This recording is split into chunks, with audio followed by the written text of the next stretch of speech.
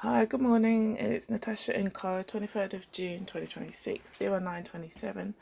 Reading from Dubliners. I last read after the race, so I'm going to start with 2 gallons. The grey, warm evening of August had descended upon the city, and a mild, warm air, a memory of summer, circulated in the streets. The streets, shuttered for the repose of Sunday, swarmed with a gaily coloured crowd. Like illumined pearls, the lamps shone from the summits of their tall poles upon the living texture below, which, changing shape and hue unceasingly, sent up into the warm grey evening air an unchanging, unceasing murmur. 2 young men came down the hill of Rutland Square. One of them was just bringing a long monologue to a close.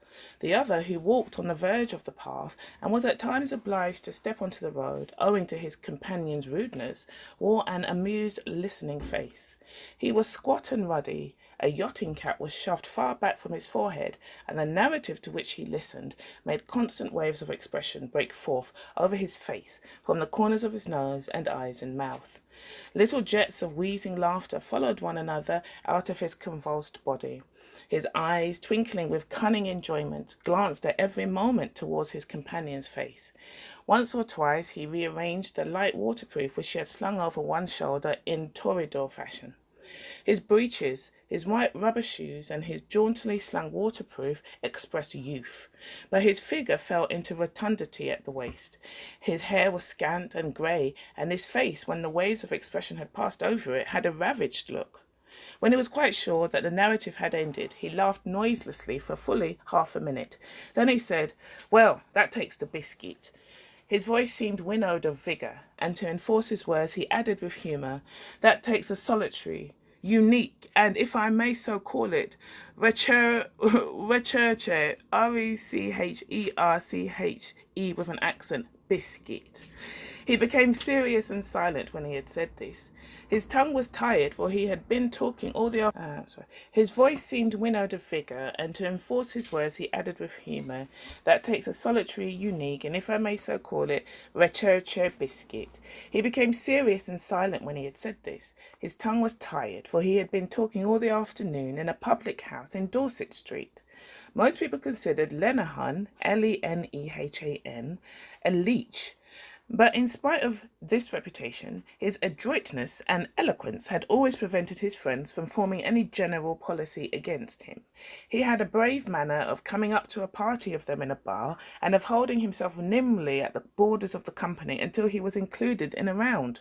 He was a sporting vagrant, armed with a vast stock of stories, limericks, and riddles. He was insensitive to all kinds of discourtesy. No one knew how he achieved the stern task of living, but his name was vaguely associated with racing tissues. "And where did you pick her up, Corley?" he asked. Corley ran his tongue swiftly along his upper lip. "One night, man," he said, "I was going along Dame Street, and I spotted a fine tart under Waterhouse's clock, and said good night, you know. So we went for a walk round by the canal, and she told me she was a slavey, Slavey, in a house in Baggot Street. I put my arm round her and squeezed her a bit that night. Then next Sunday, man, I met her by appointment. We went out to Donnybrook, and I brought her into a field there. She told me she used to go with a dairyman. It was fine, man. Cigarettes every night she'd bring me, and paying the tram out and back. And one night she brought me 2 bloody fine cigars. Oh, the real cheese, that the old fellow used to smoke. I was afraid, man, she'd get in the family way, but she's up to the dodge. Maybe she thinks you'll marry her," said Lenehan. "I told her I was out of a job," said Corley. "I told her I was in Pims. She doesn't know my name. I was too hairy to tell her that. But she thinks I'm a bit of class. Lenehan laughed again noiselessly. "Of all the good ones ever I heard," he said, "that emphatically takes the biscuit."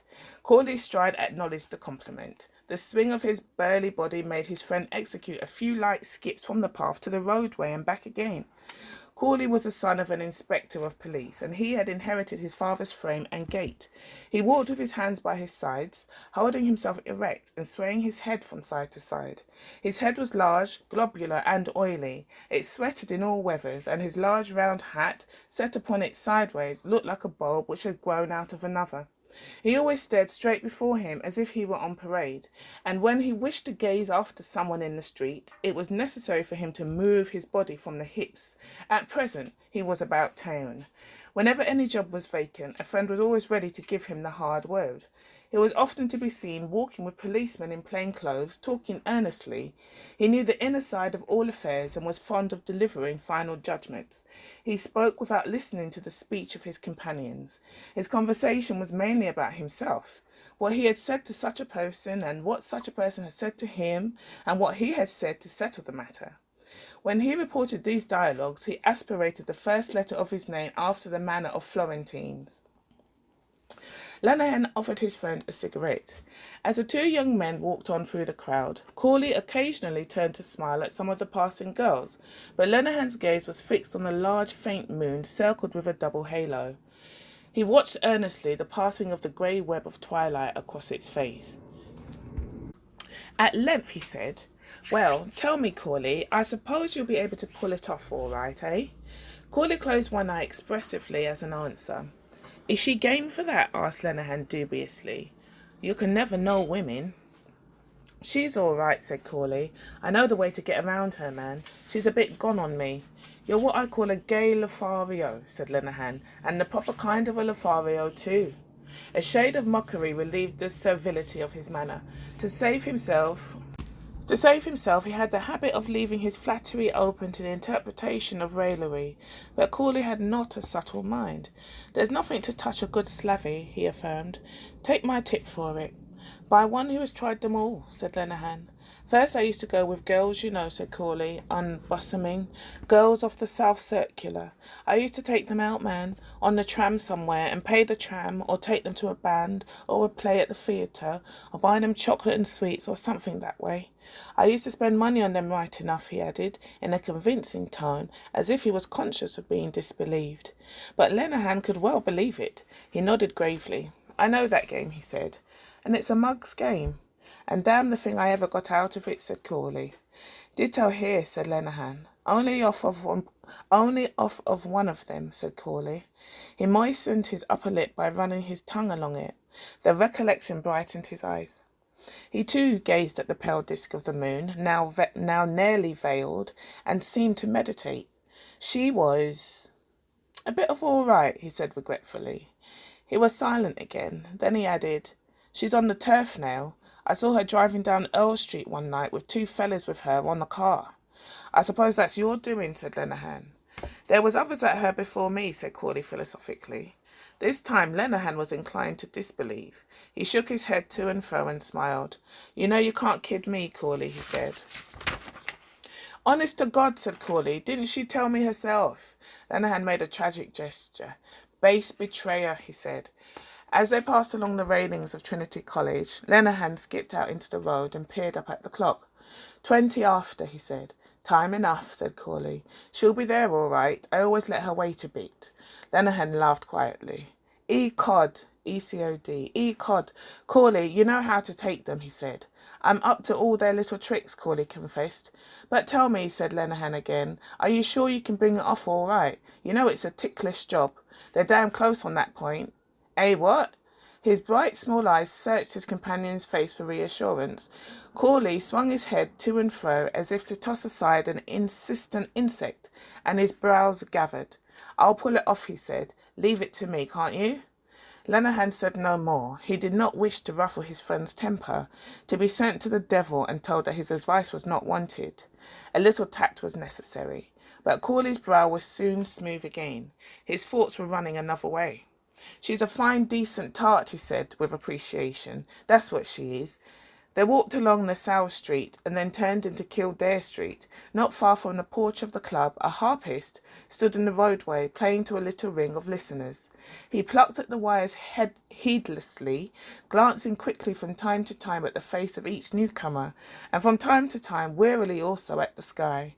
His heart, too, heedless that her coverings had fallen about her knees, seemed weary alike of the eyes of strangers and of her master's hands.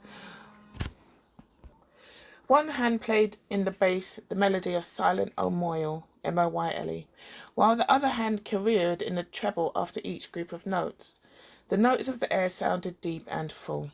The two young men walked up the street without speaking, their mournful music following them. When they reached Stephen's Green, they crossed the road. Here the noise of trams, the lights and the crowd released them from their silence. "There she is," said Corley. At the corner of Hume Street, a young woman was standing.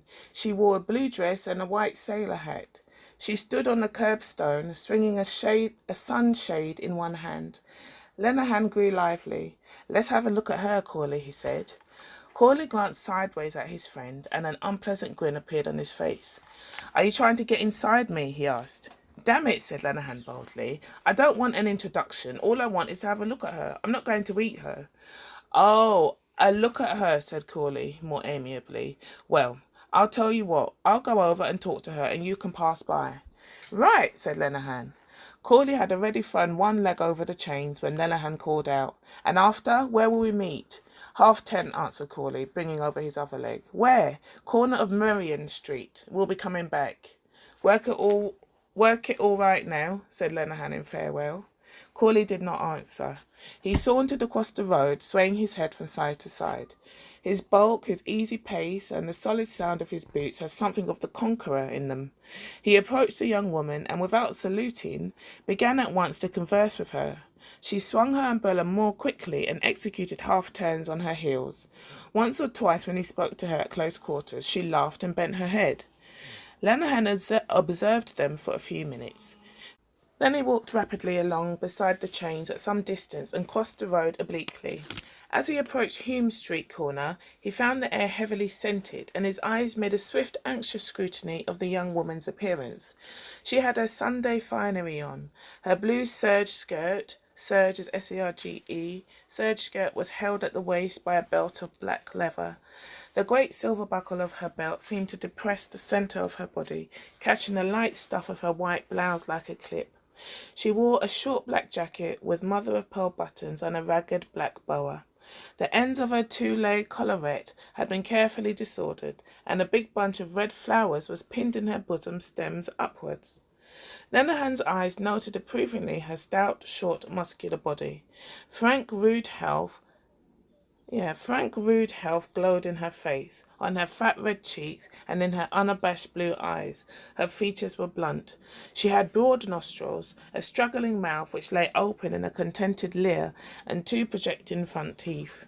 As he passed, Lenehan took off his cap, and after about 10 seconds, Corley returned a salute to the air. This he did by raising his hand vaguely and pensively changing the angle of position of his hat. Lenehan walked as far as the Shelbourne Hotel, where he halted and waited.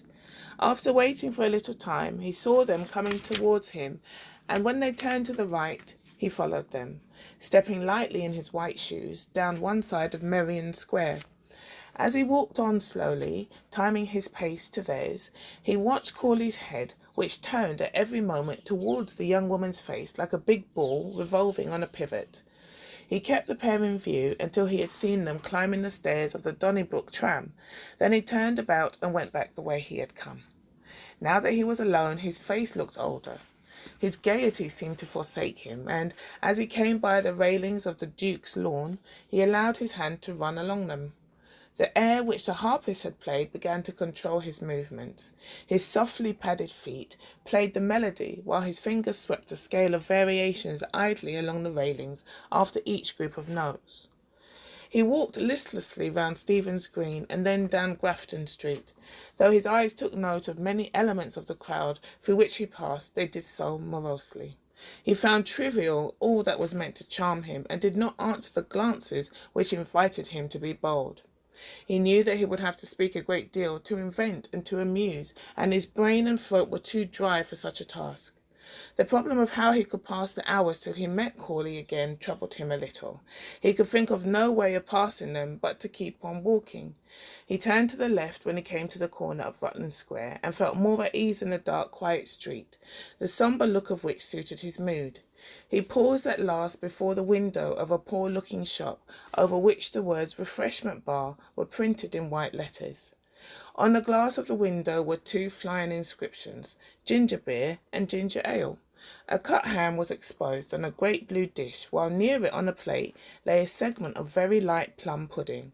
His eyes He eyed this food earnestly for some time, and then, after glancing warily up and down the street, went into the shop quickly. He was hungry, for, except some biscuits which he had asked two grudging curates to bring him, he had eaten nothing since breakfast time. He sat down at an uncovered wooden table opposite two work girls and a mechanic. A slatternly girl waited on him. "How much is a plate of peas?" he asked. "3 halfpence, sir," said the girl. "Bring me a plate of peas," he said, "and a bottle of ginger beer." He spoke roughly in order to belie his air of gentility, for his entry had been followed by a pause of talk. His face was heated. To appear natural, he pushed his cap back on his head and planted his elbows on the table. The mechanic and the two work girls examined him point by point before resuming their conversation in a subdued voice. The girl brought him a plate of grocer's hot peas, seasoned with pepper and vinegar, a fork, and his ginger beer.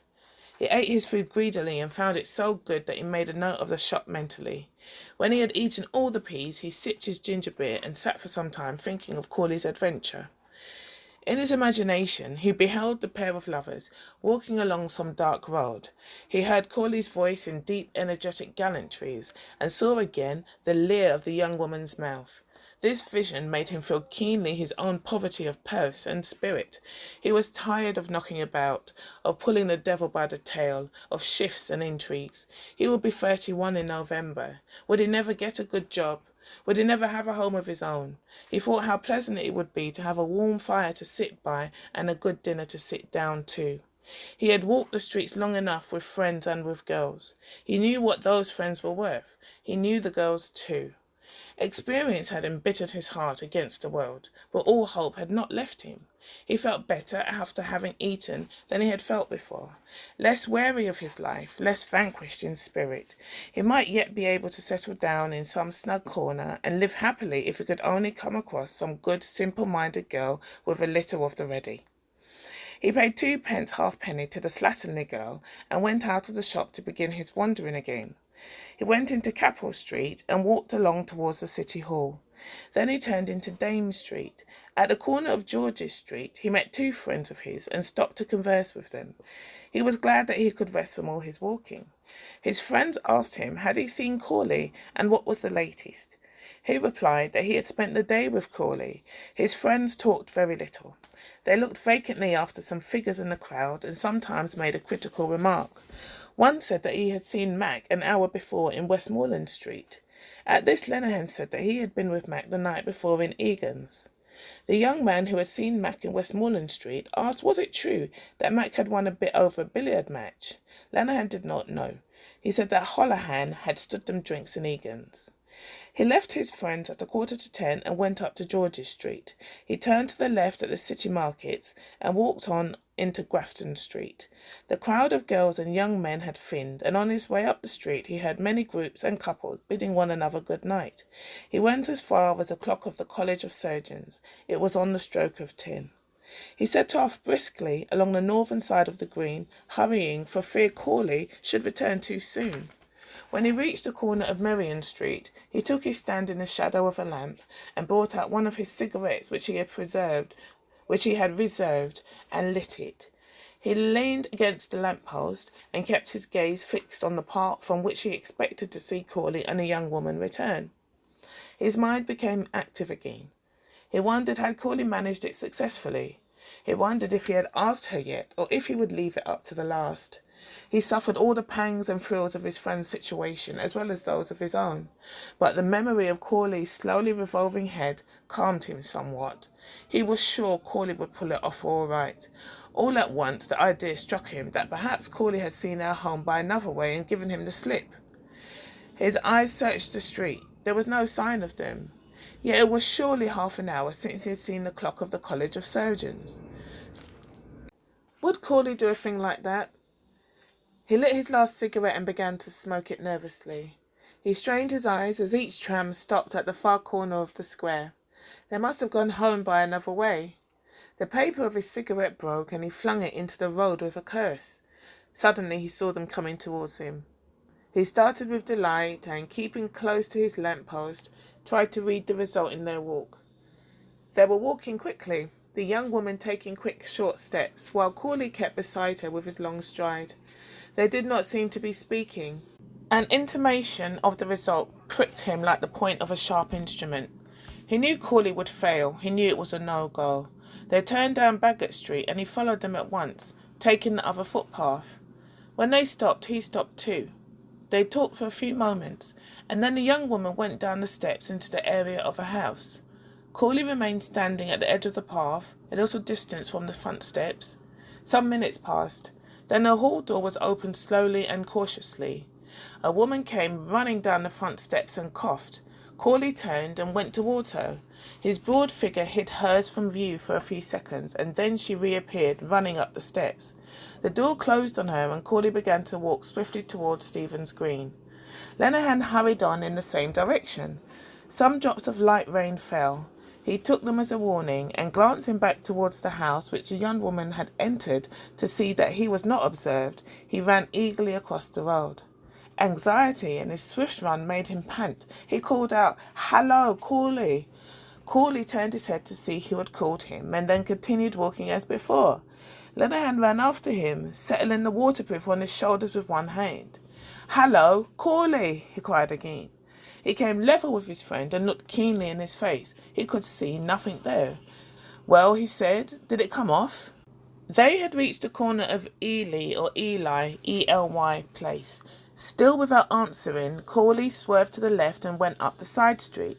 His features were composed in a stern calm. Lenehan kept up with his friend, breathing uneasily. He was baffled, and a note of menace pierced through his voice. "Can't you tell us?" he said. "Did you try her?" Corley halted at the first lamp and stared grimly before him. Then, with a grave gesture, he extended a hand towards the light, and smiling, opened it slowly to the gaze of his disciple. A small gold coin shone in the palm. The end.